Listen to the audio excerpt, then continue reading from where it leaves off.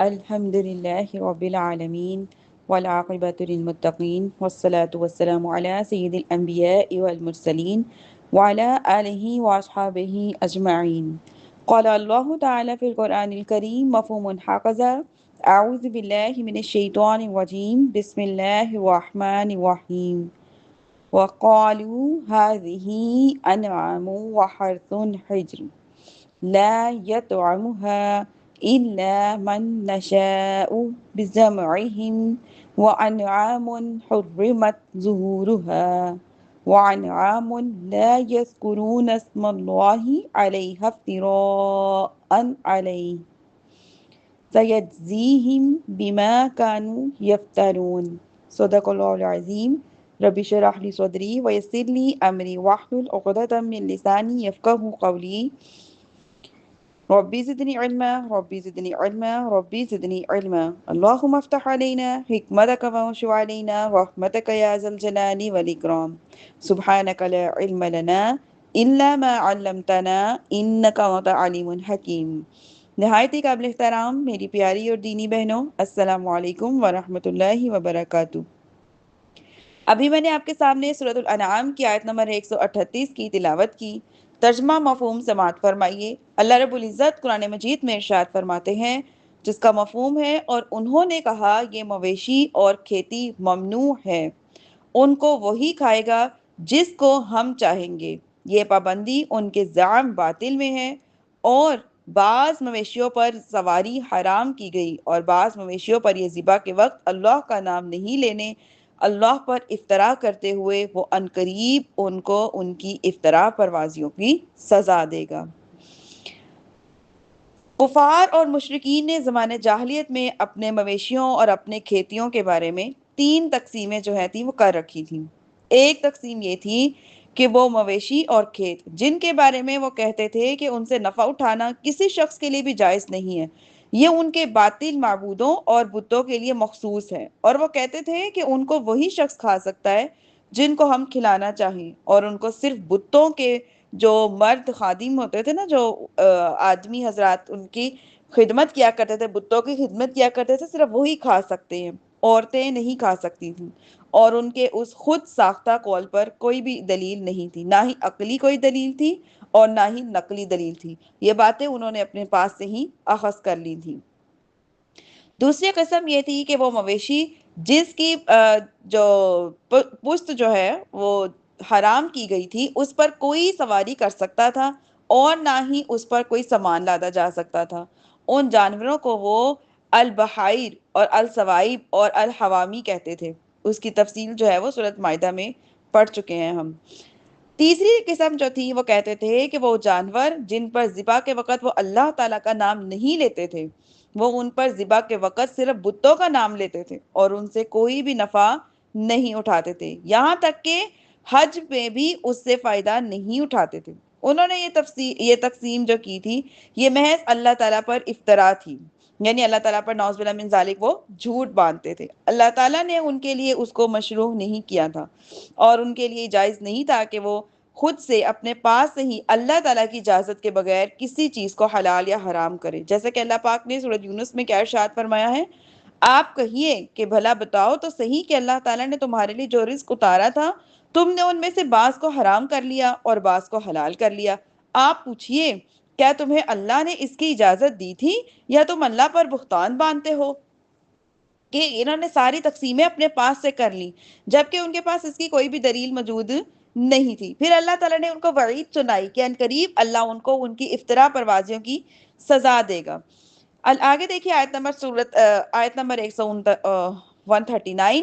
مفہوم اور ترجمہ یہ ہے کہ انہوں نے کہا جو کچھ ان مویشیوں کی پیٹوں پر ہے اور ہمارے مردوں کے لیے مخصوص ہے اور ہماری عورتوں پر حرام ہے، تو وہ بچہ کیا ہے مردہ پیدا ہو یا تو ان میں سے مرد اور عورتیں سب شریک ہیں، اور ان کی من گھڑت باتوں کو عنقریب سزا دے گا، بے شک وہ بہت حکمت والا، بہت جاننے والا ہے۔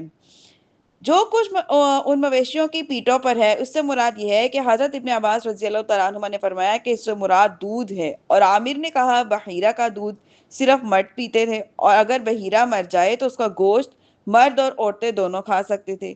نیز یہ تھا کہ حضرت ابن عباس رضی اللہ تعالیٰ عنہما سے ایک روایت یہ ہے کہ جو کچھ ان کے پیٹوں پر ہے اس سے مراد یہ ہے کہ دودھ ہے، اور وہ اس دودھ سے عورتوں اس دودھ کو کیا کرتے تھے، عورتوں پر حرام قرار دیتے تھے، اور اس دودھ کو صرف مرد حضرات پی سکتے تھے۔ بکری جب کہ اس کو اپنے کوئی بچے کو جنتی تھی تو اس کو جو تھی صرف مرد حضرات کھا سکتے تھے، عورتیں نہیں کھا سکتی تھی۔ اور اگر یعنی کہ بکری کیا تھی، نر کو جنتی تھی، یعنی کہ اگر ایک اس نے نر کو اگر وہ پیدا کرتی تھی، جنتی تھی، تو اس کو مرد کھا سکتے تھے، اور اگر مادہ پیدا ہوتا تو کیا کرتی تھی، اس کو وہ ذبح نہیں کرتے تھے، اور اگر جو تھا وہ کسی مردہ کو جنتی تھی تو مرد اور عورتیں سبھی شریک ہو جاتے تھے، تو اللہ تعالیٰ نے تو اسے منع فرمایا تھا۔ اس کے بعد اللہ پاک نے ارشاد کیا فرمایا کہ ان قریب اللہ تعالیٰ ان کو ان کے جھوٹ کی سزا دے گا، جیسا کہ اس آیت میں فرمایا۔ کون سی آیت میں؟ سورۃ النحل میں اللہ پاک کیا ارشاد فرماتے ہیں، اور جن چیزوں کے متعلق تمہاری زبانیں جھوٹ بولتی ہیں ان کے بارے میں یہ نہ کہو کہ یہ حلال ہے اور یہ حرام ہے، تاکہ تم اللہ پر جھوٹ باندھو، بے شک جو لوگ اللہ پر جھوٹ باندھتے ہیں وہ فلاح نہیں پا سکتے۔ اور انہوں نے کیا کیا، اپنے پاس سے ہی ساری کی ساری باتیں اخذ کر لیں، نہ کہ اللہ تعالیٰ نے اس کا کوئی حکم دیا، نہ ہی ان کے پاس کوئی دلیل تھی، اور نہ ہی ان کے پاس کوئی نقلی یا عقلی دلیل تھی۔ ان آیات میں یہ بھی دلیل ہے کہ اپنی طرف سے غیر شرعی دلیل کہ کسی چیز کو فرض یا واجب قرار دینا، یا بغیر شرعی کسی دلیل کے کسی بھی چیز کو ناجائز اور حرام کہنا، یہ بھی اللہ تعالیٰ پر افطرا باندھنے کے مترادف ہے۔ جیسے کہ کوئی شخص کیا ہے، جیسے کہ امام جعفر صادق نے نیاز کی جو کھیر تھی اس کو اسی جگہ پر بیٹھ کر کھایا جائے، انہوں نے کہا کہ اسی جگہ پر بیٹھ کے کھایا جائے، اور وہاں سے منقطع کسی اور جگہ پہ منقطع کرنا اس کو جائز نہیں۔ یا جیسے کوئی لوگ جو ہیں بعض کسی شرعی دلیل پر قبضہ بھر داڑھی کو واجب کر دیتے ہیں، یا پھر بعض ایسے لوگ ہیں جو میلاد شریف، 11ویں شریف، سوئم، چہلم وغیرہ کو ناجائز اور حرام کہتے ہیں، اور بعض لوگ یا رسول اللہ کہنے کو بھی حرام کہتے ہیں، اور بعض لوگ ائمہ کی تقلید کو بھی ناجائز اور حرام بلکہ شرک کہتے ہیں، اور بعض لوگ یا رسول اللہ صلی اللہ علیہ وسلم کہنے کو بھی شرک کہتے ہیں، حالانکہ حدیث پر اس پر وعید ہے، ایسی باتوں پر وعید کی گئی ہے۔ حضرت حذیفہ رضی اللہ تعالیٰ عنہ فرماتے ہیں کہ رسول اللہ صلی اللہ علیہ وسلم نے فرمایا، جن چیزوں کا مجھے تم پر سب سے زیادہ خوف ہے ان میں سے ایک یہ ہے کہ ایک شخص قرآن پڑھے گا، حتیٰ کہ جب تم اس پر قرآن کا نور دیکھو گے اور وہ اسلام کی پشت جو ہے وہ پناہ ہوگا، وہ تو قرآن اس سے جاتا رہے گا اور وہ اس کو پش پوست جو ہے وہ پھینک دے گا، اور اپنے پڑوسی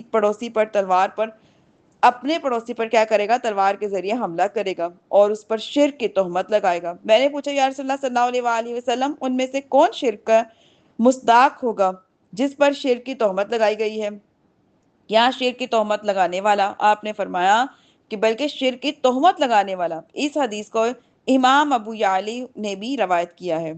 آگے دیکھیے آیت نمبر 140 میں اللہ پاک ارشاد فرماتے ہیں، ترجمہ مفہوم یہ ہے کہ بے شک ان لوگوں نے خسارہ پایا جنہوں نے جہالت اور حماقت کی وجہ سے اپنی اولاد کو قتل کر دیا، اور جو رزق اللہ نے دیا تھا اللہ پر افطرا پروازی کر کے اس کو حرام قرار دیا، بے شک یہ گمراہ ہو گئے اور ہدایت پانے والے تھے ہی نہیں۔ بیٹوں کو قتل کرنے کی جو شقاوت تھی یہ زمانہ جاہلیت میں تھی۔ فرماتے ہیں کہ زمانہ جاہلیت میں جن لوگوں نے اپنی اولاد کو قتل کیا اور ان کو زندہ درگور کر دیا، یعنی زندہ دفن کر دیا، ان لوگوں نے کیا کیا، بہت نقصان اٹھایا۔ ان لوگوں نے اپنی جہالت سے اپنی اولاد کو قتل کر دیا۔ یہ تنگ دستی اور قلت رزق سے ڈرتے تھے، یعنی کہ رزق کی کمی سے ڈرتے تھے کہ بچے بھی زیادہ ہو جائیں گے تو کیا ہوگا کہ رزق جو ہے وہ بھی کھاتے رہیں گے تو کہیں ہمارے پاس رزق کی کمی نہ ہو جائے۔ اور یہ لوگ ان سے اس بات سے جاہل تھے کہ رزق دینے والا کون ہے، اللہ تعالیٰ ہے۔ اللہ تعالیٰ نے ان کو جو پاکیزہ حلال رزق دیا تھا اس کو انہوں نے اللہ تعالیٰ پر افطرا باندھ کر حرام کر دیا، اور یہ کھلم کھلی گمراہی میں پڑ گئے، کیونکہ انہوں نے دین اور دنیا کی سعادت کو کھو دیا تھا اور یہ ہدایت کو حاصل کرنے والے تھے ہی نہیں۔ علامہ قرطبی مالکی متوفی سے روایت ہے، فرماتے ہیں کہ نبی کریم صلی اللہ علیہ وسلم کے اصحاب میں سے ایک شخص ہمیں مغموم رہتا تھا، ہمیشہ ہی مغموم رہتا تھا۔ آپ نے ان سے پوچھا کیا بات ہے، تم کیوں مغموم رہتے ہو، یعنی کہ کیوں ہر وقت غم میں مبتلا رہتے ہو؟ اس نے کہا یا رسول اللہ صلی اللہ علیہ وسلم، میں نے زمانہ جاہلیت میں ایک بہت بڑا گناہ کیا ہے، میں ڈرتا ہوں کہ اللہ میرے اس گناہ کو نہیں بخشے گا، خواہ میں مسلمان ہو چکا ہوں۔ آپ نے فرمایا مجھے بتاؤ کیا گناہ کیا تھا؟ اس نے کہا یا رسول اللہ صلی اللہ علیہ وآلہ وسلم، میں ان لوگوں میں سے تھا جو اپنی بیٹیوں کو زندہ دفن کر دیتے تھے۔ میرے ہاں ایک بیٹی پیدا ہوئی، اس کی ماں نے مجھ سے سفارش کی تھی کہ میں اس کو چھوڑ دوں، حتیٰ کہ وہ بڑی ہو گئی، حتیٰ کہ وہ عورتوں میں حسین ترین لڑکی تھی۔ لوگوں نے اس سے نکاح کرنے کا پیغام دیا، مجھے اس پر ایک آڑ سی آئی اور میرے دل میں یہ برداشت نہیں کیا کہ میں اس کا نکاح کر دوں یا اس کو بغیر نکاح کے رہنے دوں۔ میں نے اپنی بیوی سے کہا کہ اس کو فلاں فلاں قبیلے میں اپنے رشتہ داروں سے ملوانے کے لیے لے کے جا رہا ہوں۔ یہ سن کر وہ بہت زیادہ خوش ہوئی، یعنی اس کی بیوی بہت زیادہ خوش ہوئی۔ اس نے اس کو اچھے کپڑے زیور پہنائے، میں اس کو لے گیا، حتیٰ کہ جب کنویں پر پہنچا اور میں نے اس کو کنویں میں جھانک کر دیکھا، وہ لڑکی سمجھ گئی کہ میں اس کو کنویں میں ڈالنا چاہتا ہوں۔ وہ مجھے چمٹ گئی اور رونے لگی اور کہنے لگی، اے میرے باپ، تمہارا کیا ہے؟ تمہارا کیا ارادہ ہے؟ تم میرے ساتھ کیا کرنا چاہتے ہو؟ مجھے اس پر رحم آیا، پھر میں نے کنویں کی طرف دیکھا اور پھر مجھ پر کیا تھا، پھر جو ہے وہ آر غائب ہو گیا۔ وہ لڑکی جب پھر مجھ سے چمٹ گئی اور کہنے لگی، ہے میرے باپ، میری ماں کی امانت کو ضائع نہ کر۔ میں نے پھر دوسری مرتبہ کنویں کی طرف دیکھا، یعنی اس آدمی نے دوبارہ کنویں کی طرف دیکھا اور پھر اس لڑکی کی طرف دیکھا، پھر مجھے اس پر رحم آیا، لیکن مجھ پر شیطان جو تھا وہ غالب آ گیا۔ میں نے اس کو پکڑا اور اس کو اوندھے منہ کنویں میں ڈال دیا۔ وہ کنویں میں چلا رہی تھی، اے میرے باپ، تو نے مجھے مار ڈالا۔ میں اس کنویں میں ٹھہرا رہا حتیٰ کہ آواز آنی بند ہو گئی، پھر میں واپس لوٹ آیا۔ رسول اللہ صلی اللہ علیہ وآلہ وسلم اور اس کے جو آپ صلی اللہ علیہ وسلم کے اصحاب تھے یہ سن کر رونے لگے۔ آپ صلی اللہ علیہ وسلم نے فرمایا، اگر میں کسی شخص کو زمانہ جاہلیت میں فعل پر سزا دیتا تو وہ یہ تم ہی وہ شخص تھے۔ یعنی کہ وہ لوگ کیا کرتے تھے، اپنی بیٹیوں کو زندہ دفن کر دیتے تھے اور بیٹوں کو زندہ رکھتے تھے۔ آگے دیکھیے آیت نمبر 141، مفہوم ترجمہ یہ ہے، اللہ پاک ارشاد فرماتے ہیں، اور وہی ہے جس نے بیلوں والے باغ پیدا کیے اور جس نے درختوں والے باغ پیدا کیے اور کھجور کے درخت اور کھیت اگائے جن کے کھانے مختلف ہیں، اور زیتون اور انار اگائے جو ایک دوسرے سے ملتے جلتے بھی ہوتے ہیں اور مختلف بھی ہوتے ہیں۔ جب وہ درخت پھلدار ہو تو وہ ان کے پھلوں سے کھاؤ، اور جب ان کی کٹائی کا دن آئے تو اس کا حق ادا کرو اور بیجا خرچ نہ کرو، بے شک اللہ تعالیٰ بیجا خرچ کرنے والوں کو پسند نہیں فرماتے۔ اس آیت کریمہ میں یہ بتایا جا رہا ہے کہ اللہ تعالیٰ نے بیلوں اور درختوں والے باغات کو پیدا کیا، کھجور کے درخت اور کھیت وغیرہ پیدا کیے۔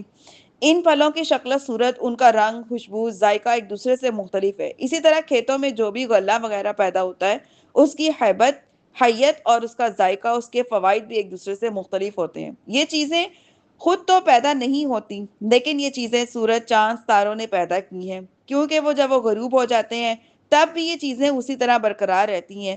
پھر دنیا بھر کے لوگ جو اللہ تعالیٰ کے سوا اور چیزوں کی خدائی کے قائل ہیں، ان چیزوں میں سے بھی کسی نے یہ دعویٰ نہیں کیا کہ ان باغوں اور کھیتوں کو پیدا کرنے والے ہیں، بلکہ اللہ کے سوا کوئی بھی ان سب چیزوں کو پیدا کرنے کا دعویٰ نہیں کرتا۔ تو پھر ہم کیوں نہ مانیں کہ اللہ ہی دنیا کے باغوں اور کھیتوں اور ہرے بھرے جنگلوں کا خالق اور مالک ہے، یعنی پیدا کرنے والا ہے۔ اور یہ ثابت ہوتا ہے کہ وہ نباتات کا بھی خالق ہے، جمادات کا بھی، حیوانات کا بھی، انسانوں کا بھی، جنوں کا بھی، فرشتوں کا بھی، خواہ وہ ساری کی ساری کائنات کا بھی خالق اور مالک اللہ ہے، اور جو خالق اور مالک ہے وہی عبادت کا بھی مستحق ہے۔ اللہ تعالیٰ نے فرمایا اس آیت مبارکہ میں، جب فصل کی کٹائی کا دن آئے تو اس کا حق ادا کرو۔ امام ابن عباس، جابر بن سعید، محمد بن حنیفہ، حسن بصری، سعید بن مسیب، طاؤس، زید بن اسلم، قدادہ اور ضحاک کا بھی یہی قول ہے کہ اس حق سے مراد عشر پیداوار کا 10واں دن ہے، اور نصف العشر یعنی پیداوار کا 20واں دن ہے۔ اور حضرت ابن عباس اور کی دوسری سے ایک روایت میں یہ بھی ہے کہ اس حق کو اس حدیث سے منسوخ کر دیا ہے جس میں عشر اور نصف عشر کو فرض کر دیا گیا۔ یہ قول ان اصول پر مبنی ہے کہ قرآن کو حکم سے سنت پر منسوخ کرنا جائز ہے۔ امام ابو حنیفہ کے نزدیک زمین کی پیداوار قلیل ہو یا کثیر، اس میں عشر یعنی 10واں حصہ یا نصف عشر واجب ہے، اور ائمہ ثلاثہ یعنی باقی کے 3 ائمہ، امام مالک، امام شافی اور امام احمد بن حنبل کے نزدیک پانچواں یعنی کہ 5 وسق یعنی کہ 30 من 30 من جو ہے اس سے بھی کم کی مقدار پہ عشر جو ہے وہ واجب نہیں ہے۔ حضرت ابو سعید خدری رضی اللہ تعالیٰ عنہ بیان کرتے ہیں کہ نبی صلی اللہ علیہ وسلم نے فرمایا، 5 وسق سے کم میں صدقہ نہیں ہے، اور نہ 5 اونٹوں سے کم میں صدقہ ہے، اور نہ 5 اواق یعنی کہ 200 درہم جو ہے یعنی اور 52.5 تولے چاندی سے بھی کم میں صدقہ ہے۔ یہی صحیح بخاری کی بھی حدیث ہے۔ امام ابو حنیفہ کی دلیل قرآن مجید کی جو یہ آیت ہے، اس کی تفسیر ہے۔ امام فخر الدین رازی کی بھی یہ تقریر ہے۔ امام ابو حنیفہ رحمۃ اللہ نے فرمایا کہ قلیل اور کثیر میں عشر واجب ہے، اور جمہور نے کہا ہے کہ جب زمین کی پیداوار 5 وسق کو پہنچ جائے تو امام ابو حنیفہ نے اس آیت سے استدلال کیا ہے، یعنی کہ اسی آیت کریمہ سے جس میں ہم ابھی پڑھ رہے ہیں کہ اللہ پاک نے ارشاد فرمایا کہ فصل کی کٹائی کا دن آئے تو حقداروں کو اس کا حق ادا کرو۔ یہ آیت قلیل اور کثیر کے حق کے کا ثبوت پر دلیل ہے، اور یہ جو حق ہے یہ زکوٰۃ عشر ہے، اور قلیل اور کثیر میں وجوب زکوٰۃ کا قول واجب ہے۔ ابن جریح نے کہا ہے کہ یہ آیت جو ثابت بن قیس بن شمار کے متعلق نازل ہوئی ہے۔ انہوں نے اپنے درخت سے کھجوریں توڑی اور کہا آج وہ دن بھی آئے گا کہ اس کو کھاؤں گا، اور پھر دوسروں کو کھجوریں کھلاتے رہے حتیٰ کہ شام ہو گئی اور ان کے پاس سے کھجور بھی باقی نہ رہی۔ تب اللہ تعالیٰ نے یہ آیت کریمہ نازل کی کہ بیجا خرچ نہ کرو، بے شک اللہ بیجا خرچ کرنے والوں کو پسند نہیں کرتا۔ حضرت حکیم بن حزام رضی اللہ تعالیٰ فرماتے ہیں کہ رسول اللہ صلی اللہ علیہ وسلم نے ارشاد فرمایا بہترین صدقہ وہ ہے جو خوشحالی کی حالت میں دیا جائے، اور اوپر والا ہاتھ نیچے والے ہاتھ سے بہتر ہے، اور صدقے کی جو ابتدا ہے وہ اپنے عیال میں کرو، یعنی اپنے گھر والوں سے پہلے کرو۔ یہ صحیح بخاری کی بھی حدیث ہے، سنن نسائی کی بھی ہے، صحیح مسلم کی بھی ہے، اور رقم الحدیث کی بھی ہے۔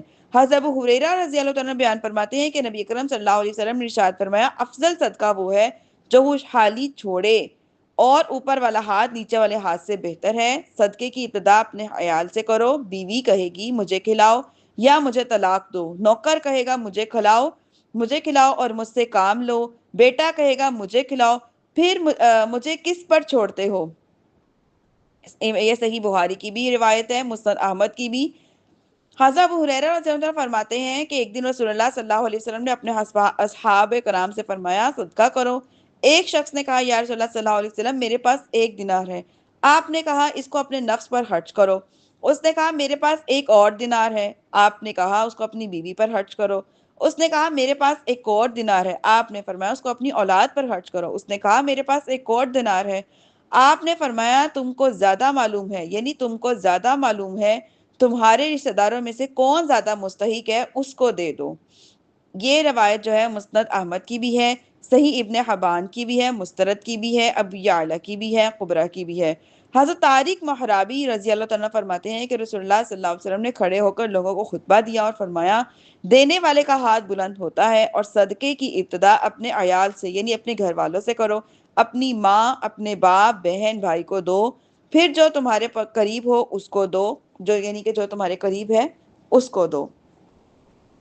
ان احادیث میں ماں باپ، بیوی، بچوں پر جو صدقے کی ابتدا کا حکم ہے اس سے مراد صدقہ نفقہ ہے، کیونکہ صدقہ واجبہ کو اس پر نفلی جو صدقہ ہے وہ مراد ہے، کیونکہ صدقہ واجبہ کو اس پر خرچ کرنا جائز نہیں ہے۔ جس شخص کا دل مضبوط ہو اور اس کا نفس مستغنی ہو، اور وہ اللہ تعالیٰ پر متوکل ہو، اور وہ اکیلا ہو، اس پر ماں باپ، بیوی، بچے، بہن بھائی کی ذمہ داری، ان کی پرورش کرنا وغیرہ نہ ہو، وہ مالی حقوق کے متعلق اللہ تعالیٰ کے تمام فرائض ادا کر چکا ہو، اور اگر وہ اللہ کی راہ میں اپنا سارا مال خرچ کر دے تو یہ جائز ہے، یہ اسراف نہیں ہے۔